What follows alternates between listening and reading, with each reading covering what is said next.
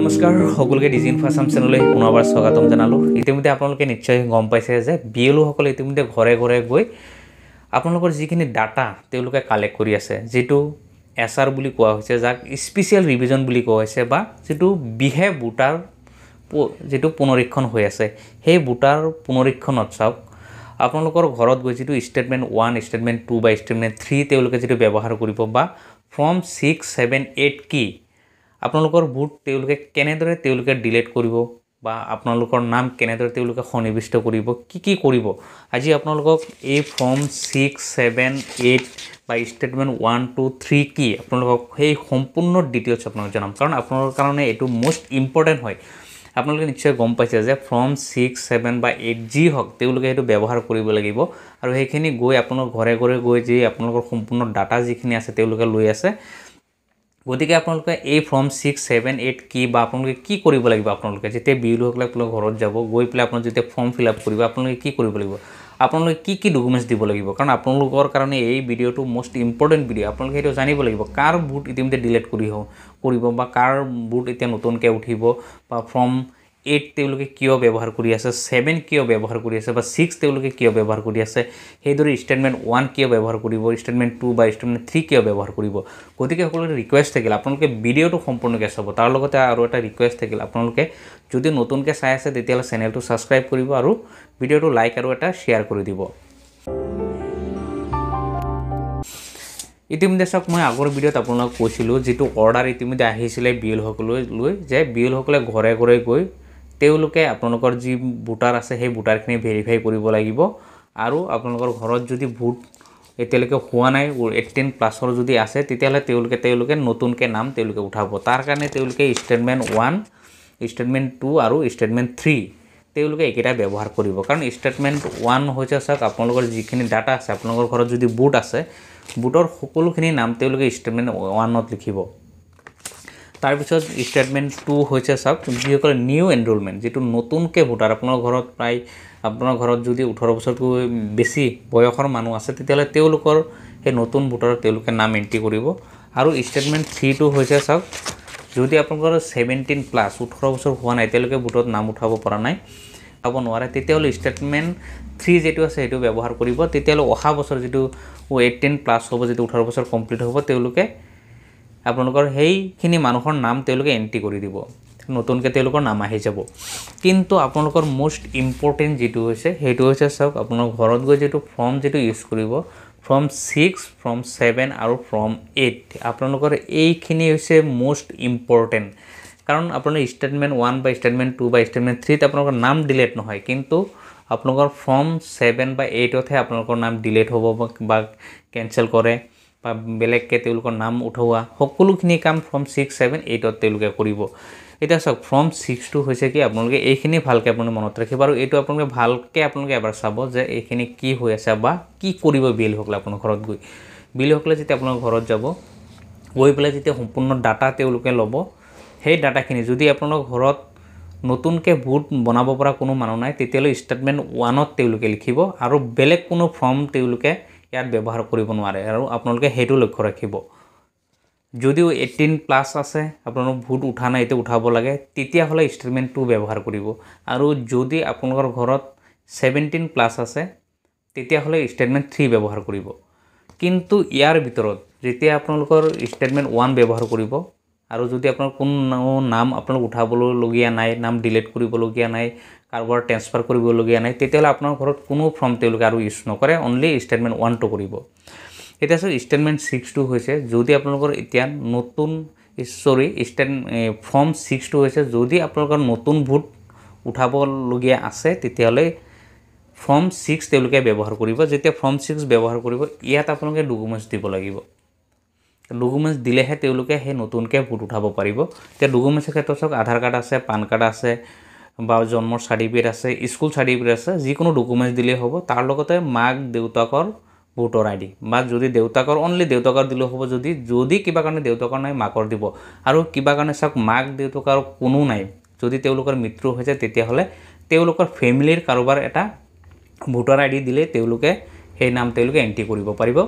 Just আপোনাৰ ঘৰৰ এটা ইপিক নাম্বাৰটো লাগে, যিটো ভোটাৰ চিৰিয়েল নাম্বাৰ থাকে সেই নাম্বাৰটো লাগে। সেইটো যিকোনো ফেমিলি এজনৰ দিলে হৈ যাব আৰু সেইটো দি ষ্টেটমেণ্ট 1টো তেওঁলোকে ফিল আপ কৰি দিব আৰু সেইটো দি আপোনালোকৰ নাম উঠি যাব। এতিয়া আপোনালোকে মোষ্ট ইম্পৰ্টেণ্ট যিটো হৈছে ফৰ্ম 7। ফৰ্ম 7টো চাওক কি, ফৰ্ম 7টো হৈছে আপোনালোকৰ ডিলেট কৰা। আপোনালোকৰ ভোটটো যদি ডিলেট কৰিব বিচাৰে তেতিয়াহ'লে ফৰ্ম 7 তেওঁলোকে ইউজ কৰিব আৰু সেইটো ফৰ্মত তেওঁলোকে লিখিব। তেওঁলোকে ডিৰেক্ট আপোনালোকৰ নাম কাটি দিব নোৱাৰে। যেতিয়া ফৰ্ম 7 তেওঁলোকে যদি ব্যৱহাৰ কৰে তেতিয়াহ'লে আপোনালোকে এই ফৰ্ম 7ত আপোনালোকে ডকুমেণ্টছ দিব লাগিব, আপুনি এপ্লাই কৰিব লাগিব।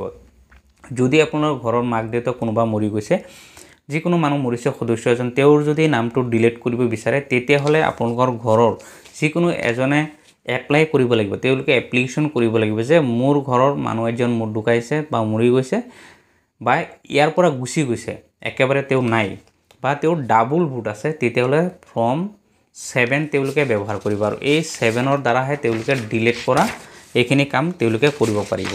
গতিকে ফৰ্ম 7 যেতিয়া ফিল আপ কৰিব তেতিয়া আপোনালোকে যিকোনো এটা ডকুমেণ্টছ দিব লাগিব। সেইটো হৈছে চাওক যিকোনো ফটো যুক্ত ভোটাৰ পৰিচয় পত্ৰটো আপোনালোকে দিব লাগিব, সেইখিনি তেওঁলোকে লিখিব। তাৰপিছত আপোনালোকৰ মোবাইল নম্বৰ এটা দিব লাগিব। তাৰপিছত যেতিয়া আপোনালোকে আবেদন কৰিব কিহৰ কাৰণে তেওঁৰ নামটো ডিলিট কৰিব বিচাৰিছে, যদি তেওঁ মৃত্যু হৈছে বা তেওঁৰ বয়স যদি কম হৈছে, ভোট উঠি গৈছিলে, তেতিয়া যদি ডিলিট কৰিব বিচাৰে তথাপিও আপোনালোকে এইটো ব্যৱহাৰ ফৰ্ম 7 তেওঁলোকে ব্যৱহাৰ কৰিব। তাৰপিছত হৈছে অনুপস্থিত স্থায়ীভাৱে স্থানান্তৰিত, মানে একেবাৰে যদি ইয়াৰ পৰা গুচি গৈছে, তেওঁ নাই আৰু আজিলৈকে অহা নাই, আজি 5-10 বছৰ হৈছে ক'ৰবাত গুচি গৈছে, তেতিয়াহ'লে আপোনালোকে এপ্লিকেশ্যন দি পেলাই তেওঁৰ নামটো ডিলিট কৰিব পাৰিব।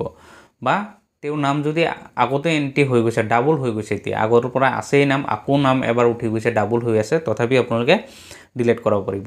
বা তেওঁ ভাৰতীয় নাগৰিক নহয়, তথাপি আপোনালোকে ডিলিট কৰাব পাৰিব। সেইখিনি কৰিবলৈ হ'লে তেওঁলোকে আপোনালোকৰ ফেমিলিৰ যিকোনো এজনে যেতিয়া এপ্লিকেশ্যন কৰিব তেওঁ ডকুমেণ্টছ সহ আপোনালোকে ছাবমিট কৰিব।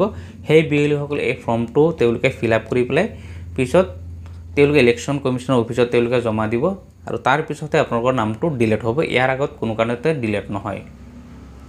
গতিকে আপোনালোকৰ যদি কোনোবাই ফৰ্ম 7 ইউজ কৰিছে তেতিয়াহ'লে আপোনাৰ ঘৰত যদি তেনেকুৱা মানুহ আছে মৰি গৈছে বা নাই, তেওঁলোকৰ যিখিনি ইয়াত কোৱা হৈছে সেইখিনিত যদি আপোনালোকৰ আছে তেতিয়াহ'লেহে আপোনালোকে ফৰ্ম 7টো ফিল আপ কৰিব।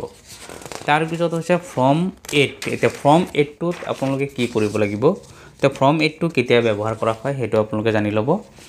ফৰ্ম 8টো হৈছে যদি আপোনালোকে ইয়াৰ পৰা আপোনাৰ ভোট ইয়াত আছে, এতিয়া আপুনি বেলেগ গাঁৱত গুচি গৈছে বা বেলেগ ডিষ্ট্ৰিক্টত গুচি গৈছে, বেলেগ ষ্টেটতো গুচি গৈছে, তেতিয়াহ'লে আপোনালোকে ফৰ্ম 8 ব্যৱহাৰ কৰিব লাগিব।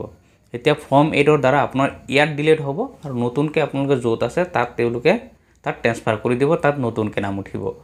বা বেলেগৰ পৰা যদি আপোনাৰ ঘৰত ভোটটো আনিব বিচাৰি আছে, আপোনাৰ যদি বেলেগত কোনোবা আছিলে, বেলেগ গাঁৱত আছিলে, আপুনি সেম আপোনালোকে এইটো গাঁৱত আনিব বিচাৰিছে বা আপোনাৰ ঘৰত আনিব বিচাৰি আছে, তেতিয়াহ'লেও সেম ফৰ্ম 8 তেওঁলোকে ব্যৱহাৰ কৰিব। তাৰ বাহিৰে আপোনালোকে চাওক যদি কিবা শুধৰণি কৰিব লাগে, যিটো হৈছে আপোনাৰ নাম ভুল আছে, আপোনাৰ ডেট অফ বাৰ্থ ভুল আছে, আপোনাৰ দেউতাকৰ নাম ভুল আছে, আপোনাৰ এড্ৰেছ ভুল আছে, তেতিয়াহ'লে আপোনালোকে এই ফৰ্ম 8 ব্যৱহাৰ কৰিব লাগিব আৰু এই ফৰ্ম 8ৰ দ্বাৰাহে আপোনালোকৰ এইখিনি শুধৰণি কৰিব। ইয়াৰ বাহিৰেও ফৰ্ম 8ত আৰু বেলেগ কোনো কাম নাই। ফৰ্ম 8ত কাম হৈছে হয় ট্ৰেন্সফাৰ কৰা, নহ'লে আপোনালোকৰ শুধৰণি কৰা। এই দুটাই কাম ফৰ্ম 8ৰ দ্বাৰা হ'ব আৰু ইয়াতো আপোনালোকে ডকুমেণ্টছ দিব লাগিব যদি আপোনালোকে কাৰেকশ্যন কৰে বা আপোনালোকে ট্ৰেন্সফাৰ কৰিলেও আপোনাৰ যিকোনো ডকুমেণ্টছ এটা দিব লাগিব, দি পেলাইহে আপোনালোকে এই ফৰ্ম 8 ফিল আপ কৰিব আৰু সেই ফৰ্ম 8ৰ দ্বাৰাহে আপোনালোকৰ বাকী যি প্ৰব্লেম হৈছে সেইখিনি ছল্ভ হ'ব। তাৰপিছত ফৰ্ম 6 যিটো সেইটো হৈছে নতুন ভোটাৰ। এতিয়া নতুন ভোটাৰ উঠিলে আপোনালোকে নিশ্চয় গম পাইছে যে নতুন ভোটাৰ ডকুমেণ্টছ আপোনালোকে লাগিবই, যিকোনো ডকুমেণ্টছ এটা দিব লাগিব, ফটো দিব লাগিব, এইখিনিয়ে মেইন কাম। গতিকে আপোনালোকে ইমান টেনশ্যন ল'ব নালাগে। যদি বিএলঅ'সকলে আপোনাৰ ঘৰত গৈছে আপোনালোকে যিখিনি ডাটা বিচাৰিছে সেইখিনি আপোনালোকে দিব। তাৰপিছত বিএলঅ'সকলে যি ফৰ্ম ফিল আপ কৰে আপোনালোকে সেই ফৰ্মটো কি ফিল আপ কৰিছে, কেনেদৰে লিখিছে আপোনালোকে সেইটো এবাৰ ভালকৈ চাই দিব আৰু ইয়াৰ বাহিৰে আপোনালোকে বাকী একো চিন্তা কৰিব নালাগে। কাৰণ ষ্টেটমেণ্ট 1টোৰ কথা মই আপোনালোকক কৈছোঁ যে ষ্টেটমেণ্ট 1 এটাই হৈছে, আপোনাৰ ঘৰত কোনো মানুহ নাই, ট্ৰেন্সফাৰ কৰিবলগীয়া নাই, আপোনাৰ নতুনকৈ ভোট উঠিবলগীয়া নাই, তেতিয়াহ'লে ডাইৰেক্ট ষ্টেটমেণ্ট 1ত আপোনালোকৰ গোটেই ডিটেইলছখিনি লিখিব আৰু ফটো এক কপি বিচাৰিছে ফটো লাগিব আৰু যদি ফটো বিচাৰে ফটোখিনি দি পেলাই বাকি যিখিনি কৰিব লাগে বিএলও কৰিব আৰু সেইখিনি তেওঁলোকে লৈ যাব আৰু সেইটো আপোনালোকে এবাৰ ভালকৈ চাই দিব যে আপোনালোকৰ নাম সকলো শুদ্ধ আছে নে নাই সকলো ঠিকে আছে নে নাই আপোনাৰ ঘৰৰ সকলো নাম লিখিছে নে নাই এইখিনি হৈছে বৰ্তমান যেটো এসআৰ বা স্পেশাল ৰিভিজন যেটো হৈ আছে এইখিনি কামি গতিকে আপোনালোকৰ বিএলও সকলে যেতিয়া ঘৰত যাব আপোনালোকে এই ডাটাখিনি কমপ্লিট কৰক ডাটাখিনি দিয়ক আৰু বিএলও সেইখিনি কাম তেওঁলোকে কমপ্লিট কৰিব ইয়াৰ বাহিৰে আপোনালোকে কোনো টেনচন ল'ব নালাগে একো চিন্তা কৰিব নালাগে ইয়াৰ বাহিৰেও যদি আপোনালোকে এই স্পেশাল ৰিভিজন হওক বা যেটো বিহে পুনৰীক্ষণ যেটো হৈ আছে সেই বিষয়ে যদি আপোনালোকৰ কিবা প্ৰবলেম পাইছে আপোনালোকে ভিডিঅ'ত কমেন্ট কৰিব মই আপোনালোকক সকলোখিনি সলিউশন কৰিবলৈ মই যত্ন কৰিম যে এটা এটাকে যাতে আপোনালোকৰ কোনো প্ৰবলেম নাপায় আপোনালোকৰ ভোট যাতে কোনো কাৰণতে তেওঁলোকে কেনসেল কৰিব নোৱাৰে ধন্যবাদ